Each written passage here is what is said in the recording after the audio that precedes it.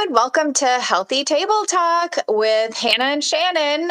Shannon is a co-host of Having a Mom Moment podcast, which is the link below. I'm a founder of a business called Wholesome Endeavors, and we are here to do a deep dive into topics around wellness, well-being, nutrition specifically, so people can create more consistency with lack of bias in their health journey. I say it different every time, but really, we're Okay. just here for you. We're here to talk about things that we believe people aren't talking about enough, and then leading you into a position. And today, Shannon, I thought we would chat about that that stage where you go for your annual checkup and the doctor says, all right, your cholesterol's high. So if you don't do something, the next time you come in, we'll put you on medication. And like there are some side effects, there are some serious actual side effects with medications, especially for high cholesterol. Or maybe it's pre-diabetic, or maybe, high blood pressure, or whatever that looks like for that person. It's often what I've heard of from people is they'll say like, yeah, my doctor told me that. And I would say, how long ago? Oh, about 6 months ago when I went for my checkup. And I was like, okay, so what were you told to do then? And they were like, well, nothing, just watch it. Or they were told, hey, start, doing eating healthier because, and they didn't really know what eating healthier looked like. So from whatever mixed messages they were getting from social media or family or friends, they did something and it didn't help, because in most cases, if it's a fad or diet related, it doesn't always help the actual red flag of disease, even though your weight can be affected. So what I want to talk about today was that stage. And I also want to clarify that we're not here to pick on doctors or say that they're not good enough or say they don't know what they're doing. It's just that they're busy and really they have no gain or fall if a patient doesn't follow through with their health. It's their job to convey the information, tell you, okay, here's this, here are your options, and move on with their next patient. And so that's where it's not anyone's fault per se. And maybe they don't entirely know the best information to give them. So they just, tell them to go on their way. But what I see in the past is that people won't entirely know what to do when it comes to that information. And so either they're too stressed to even worry about it at all, right? They have family worry about and payments and whatever is on their mind, but they just don't do anything. They don't have the capacity to figure out what to do. So therefore, they get led to a diagnosis and then they see a dietitian. Or sometimes they'll say, okay, they'll tell whoever they know that person is kind of putting them on, oh, I'm doing this or I'm trying this. And so they get led into some sort of fad diet. And therefore, they get stuck into this cycle of dieting rather than anything consistent. But so often people just don't know, so they do nothing. Just the simple barrier of they just don't know what to do, so they do nothing. Yeah. Yeah. I've had experiences too where I'm just like, okay, I don't know what to do with that information. Thank you so much. Like, can you clarify? Is there a brochure? Is there a pamphlet? Something I can take home? Because don't lead me to my own devices in Google. That's not it. Mhm. Yes, so true. And that's exactly what people do. But then when you get that, you get mixed messages. And that's normal in reality because there are a lot of different approaches, but that doesn't help you make a decision. Right. And I feel like that's a lot of things in life, but when it comes to those red flags, the reason I'm so passionate about them is because it means you have time. So if you're pre-diabetic, you're not yet diabetic. If you have high blood pressure, you have not yet had a stroke or a heart attack. If you have high cholesterol, same thing. Like it means you're heading towards a disease. It's a red flag that there are dangers, but you have time. It's just what you do with that time. And that's what I thought we could just kind of touch on today. But for the most part, like when it comes to it, I wonder if like you have gone for your annual and then like or know of anybody that has heard a red flag and came to you or heard about it. Not to me specifically. I know I referenced last week, my husband and I, like, we're noticing as we're getting older, things are coming up. And I think at his last year's exam, he was like, I guess my numbers are creeping up, but I think it was his cholesterol. But again, it was like one of those like, and he's very health savvy, very Mhm, mhm. athletic, and very Thoughtful, aware yeah. of his meals. But still, it's like, how does that all come together? Like, how does Mhm, he make sure mhm, he's getting enough protein to fuel his workouts, but also be mindful of these other things and how it's all contributing? And it's like doing okay mhm. over here with the athletic part, but then like the food, I don't know. Yes. Yeah. That is the other thing that I see often is that people have one aspect of their health figured out and then the other one just floats around and like they'll get to it or eventually or one day. And that's not referring entirely to your husband, but like I see a lot of Mhm. like, I go to the gym a lot, I just can't get my eating habits hammered down.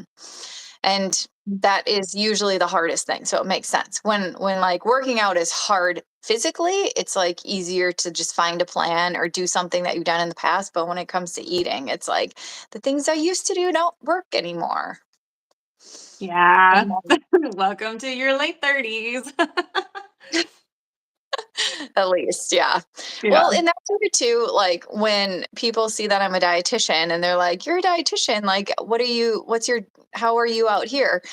It's because of all of those late diagnosis, meaning they knew they were pre-diabetic, but then they got the referral to me when they were diabetic. They knew Mhm. they had high cholesterol, except they got the referral to me when they had, a minor heart attack or something. So it's like I feel like there's not enough conversation and education going out to say, hey, if you have those red flags and you don't know where to go or what to do, that's your time. And this is like my biggest takeaway is to find somebody that isn't teaching you to do something that you couldn't do without them. So if Yeah. they're teaching you to do this one very structured thing that you have to like be into this program for, or if they're teaching you to buy these products or packaged foods that you couldn't figure out without them or buying through them, to me, I'm not saying there's not a place for those people. It's just that's what happens is that they jump into something that they can't keep consistency on. And then they feel like they don't even know what to do then. Or it's not actually something that's actually helping with their red flag because no fault to the other person. They likely don't understand that red flag enough to actually help. They only know what they're selling, which is usually weight loss, which doesn't always help with your cholesterol. I have had people come to me who are like, I did this and I lost all this weight, but my cholesterol still didn't go down. It's because health and weight are not always connected. Yeah.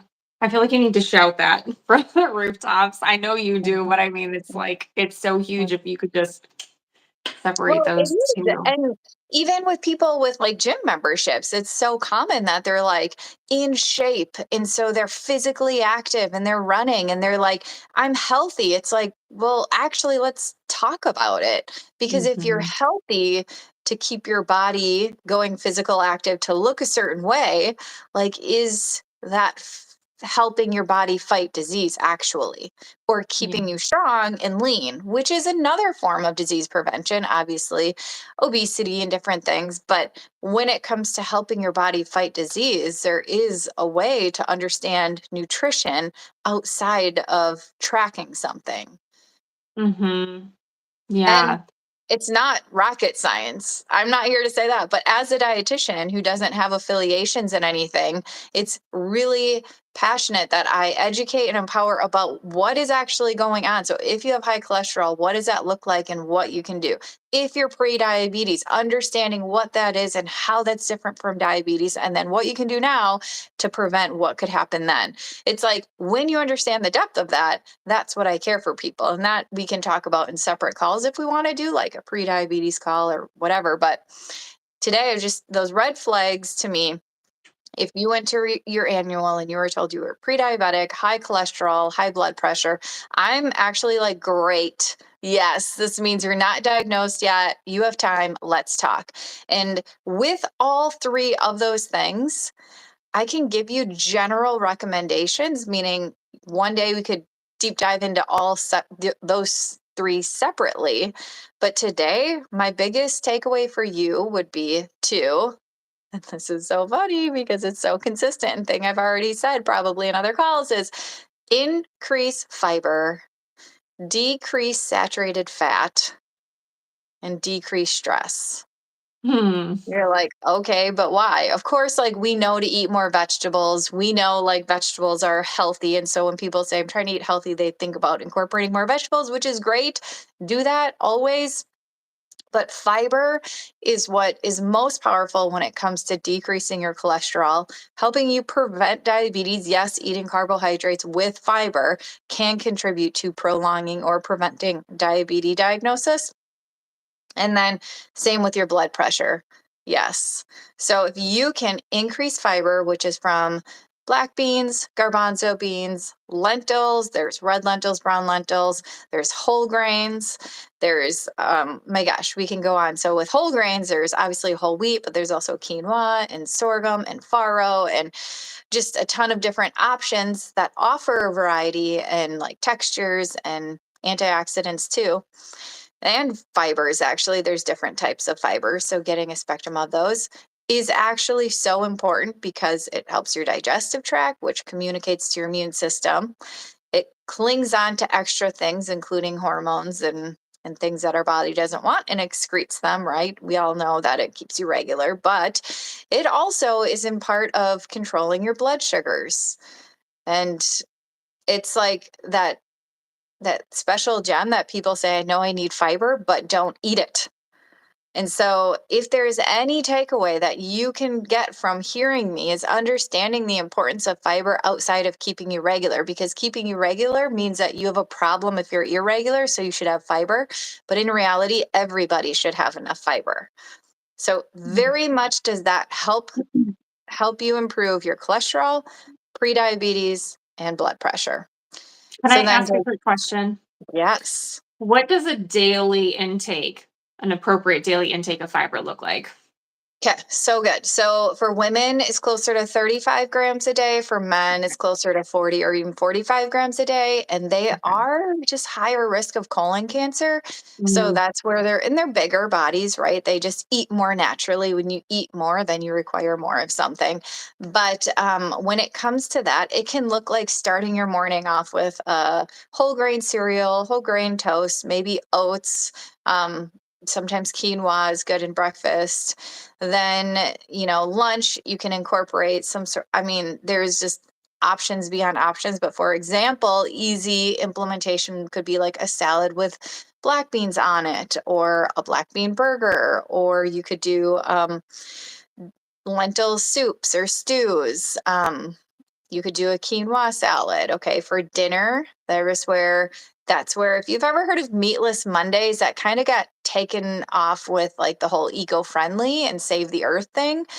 But in addition, meaning in addition to that, meatless Mondays are also really great for your overall health by decreasing the meat consumption, which is one of the recommendations, decreasing saturated fat, which we can talk about in a minute, and then increasing your opportunity for more nutrition. If you are fueling up on protein from meat all the time, that really limits your opportunity for fiber and other vitamins and minerals. So, the best thing about fiber, if you've not watched one of our past things, is that you are not sacrificing protein by increasing fiber, because fiber foods also are high in protein, especially lentils.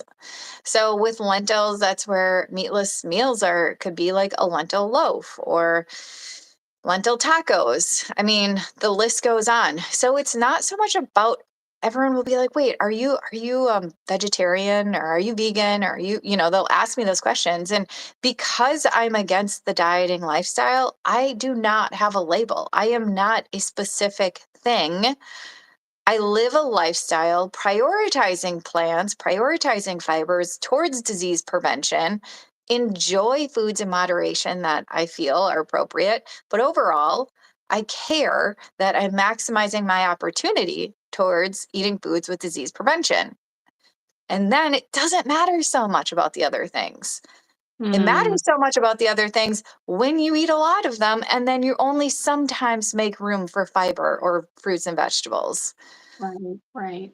So Mm, it's like really creating a lifestyle, changing the thought, pivoting on disease prevention, well-being, nutrition for self-care, it's not so stinking hard. And so the doctors don't have time to go through these conversations with you. And even if they tell you, okay, well, there's this, so increase your fiber, decrease your saturated fat, decrease your stress, have a good day, people still don't know what that means. Right. Yeah. There's a lot of assumptions made there. Same thing if they're like exercise more and you're like, I already do exercise, or like I don't exercise. What's next? Where do I go Mhm. from here? Yeah. Yeah. Yeah. Yeah. And exercise is important too. I mean, your heart is a muscle, your blood transfers things like all your muscles are important for your overall strength. It's just a matter, though, that it's not like it can't say like your physical body is like the reason for disease prevention, you Yeah. know? Mhm. It's what you fuel it, but are you fueling it for a workout or are you fueling it for preventing disease? And that it just changes the decision in that moment. That's all. It's not like you're going to be right or wrong per se. It's like, oh, that question right there can make your decision. So, um, one of the things too that I'll see when I have like, so let's say they got that red flag and then they didn't do anything. So then they're diagnosed and then they get the referral to see a dietitian. It's like, I wish I knew this sooner.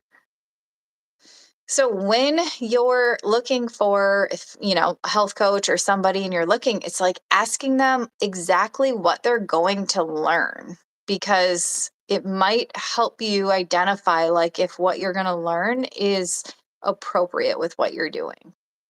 Because Yes. learning is different than doing. Yes. Yep. Were you talking Yeah. directly to me there? Because I love to learn. It's the implementation, Hannah, that's the struggle. Yes, yes. So I actually am hosting a masterclass May 31st. So May 31st, I'm hosting a masterclass on improving cholesterol. I've seen my clients decrease their cholesterol at least 100 points in one of them, but going from high range back down to normal range. And when you can actually improve your cholesterol, you can see your health change. You know what I'm saying? Like, you know that what you're doing is actually leading to health. And Yeah. that is the game changer in freedom, meaning lack of freedom would be you're a victim to a restrictive diet because you are now diagnosed with something. So you have to follow a diet plan to manage that disease, if it's diabetes or whatever. But I'm here to like help people not have a heart attack and learn the things versus have a heart attack and then they're forced to learn the things and then they make the changes. But Yeah. I get it. We're humans and we like to procrastinate, push off. And speaking of, that was one of my recommendations is stress. Yeah. Stress. It's so interesting how we resist decreasing stress. We're used to a baseline level of stress, and I think we could do a Mhm. whole conversation about this. I think it's really For important, sure. but I think so Yes. many of us operate at Yeah. a baseline of, "This is just how I am every single day. Yeah. This is what my environment, my work, my whatever brings to the Hmm. table daily." And Hmm. and not to go off on a tangent here, but we've been talking about your nervous system and, like, how it's trying to keep you alive. If this is what you're used to here, your nervous system's gonna try to keep you there because although it's stress, it's what your body knows and it's what feels safe. So, Safe. Good. So on point. But also, like, for some reason, like, our connection to self-worth is if it's disconnected, it's like, I don't deserve joy. I don't deserve oh relief. I'm just gonna stay here and like sink in my my stress, which gosh. I'm not saying that's everybody, but I do see it, especially in women, just because we have so many demands on us that we forget, like, wait, I'm here, I matter, I'm a person, I take care of myself in addition to who else and everybody else. But just when you start to connect to that self worth, it lets you release the urgency to make everybody happy so hard, which Yeah, then helps you bring it back to like what you need. Because if you can't hear what you need, it means that you're too worried about listening to others' needs. And doesn't Mm. mean you still can't do for others, right? It's just we carry that stress. Not everybody has to, not everybody does. It's just the amount that we allow ourselves to release. Yeah. And then Yeah. that, and like you've heard of people that are like, oh my gosh, like once I stopped worrying about this, then that happened. It's Yep. like you just have to allow that, but it takes some mental work and mindset work, and that's all the things we're doing in the Wholesome Collective. We're stepping above the like cliche, like tell me a list of rules so I can just get the answers. Now we're saying like the work is here. It's not always following the list. Whatever, what choose your heart, right? Choose your heart. So if you don't do anything about these red flags, your heart is going to be dealing with the diagnosis. If you do deal with those red flags, your heart is going to be figuring it out, implementing it, and creating consistency. But like, there are people that can help you with that. You just have to know that they're there for the reason to help you. I love how it all comes back to the mindset work. It's not woo woo. It is so, so real and it's so, so important. And, I talk to moms especially, but like we deserve it. We deserve to feel good and to be happy and to take care of this so we can take care of everything else, so we can take care of Mhm. everyone else as we ultimately end up doing Mhm. anyway. So true. And when you say like it's not woo woo, it's funny because it's like you are where you are in your health because your mindset was established a certain way. So if you reestablish your mindset, you will be somewhere different. It's Yeah. not a lie that your mind is the reason for your habits, your behaviors, your attitude, but it's structured already. And once Yeah. you just reestablish that, create new structure to what you have in your beliefs, creates new habits, and it's then a new lifestyle. But it's hmm not something that people run to when they have something like this. However, the red flags, I just call them all red flags because that's what they are, is like I say like a good thing. It's like, "Oh my gosh, you caught this earlier." Like, yes, hello awareness. Awareness means you get to figure out what you want to do next, like versus being cornered into doing something next. Right. You Right. have the space to make changes and really when it comes to medications, like there is a place for them too, but a lot of them are avoidable. And when they're avoidable, you get the benefits of what you're doing in addition to avoiding that medication. You get the benefits of the antioxidants, which contribute to cancer prevention. You get the benefits of the fiber, which is good for your gut health and your mental health. And it's like, and you prevented statins. Yeah. Yeah. I want to go back to for just a minute, just to give everyone so much grace, give yourself so much grace. These patterns that you're repeating, they were set from what you learned as a kid. Like this stuff was put in Mhm, place from the age of 0 to 7. Some of the data is saying a little bit farther along, but like it's not mhm, your fault and it's okay. But mhm. what a great time to have an awareness and Yeah. turn it around. So Yeah. true. Yes. Yes. Because the But shame doesn't get you anywhere, right? Like the shame doesn't help. So set that down and move forward. so really, I wish we were told that more. Instead, we're put into a place of shame. Like, how Yeah. did you get here? This is what you did to get here. Like, no, this is so true. Yeah. Yeah. So if you listening are like, shoot, this is me. I had a red flag. I have no clue what to do. I want to let you know that I host a membership called the Wholesome Collective where we're doing cooking classes, coaching, and accountability. We also have guest experts come in talking about wellness and well being. And we are helping you create consistency in your lifestyle. And really, I think that's what we all want. And when you do that, your weight management just happens to be a welcomed reward. It just follows and it is what it is, and it takes away the precedence in your mind, and that's where the freedom lies. Mm, Shannon, you have yeah. anything going on in your world though? Anything going on in my world in And terms you're of having a mom and you're having a mom moment world? um yes, I just rolled out a one-to-one offer supporting women in the transition into working motherhood. So wherever you are on that journey, or if you're, maybe a year or so into working motherhood and going, hey, this is really hard.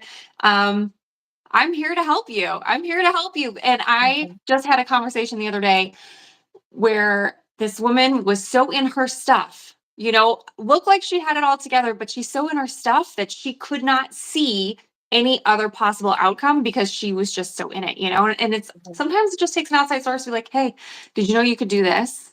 Did you know that this is also an option? And did you know also if you've got too much on your plate, you can pay for help? So Mhm. that's Mhm. what we're starting with over here. I'm excited about it. And I hope to help lots of moms because I know so many of us working moms did not have any help in that transition. So Mhm. yeah, that's what's going on So over here. good. So good. And you are right. The outside perspective is a freaking game changer. And people say, I Yeah. can do it by myself. I can do it by myself. Yeah. It's the outside perspective that sees your blind spots.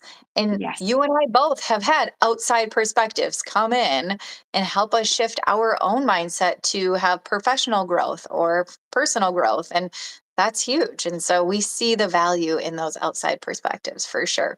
Well, I'm Yeah. proud of you. And yes, Thank people you. need you, and your level of compassion can help anybody. So thank you Yeah. so much. All right, Of course. lady. Cheers until next week. Cheers. See you next All time. right. Thanks for listening, everybody. Bye. Bye.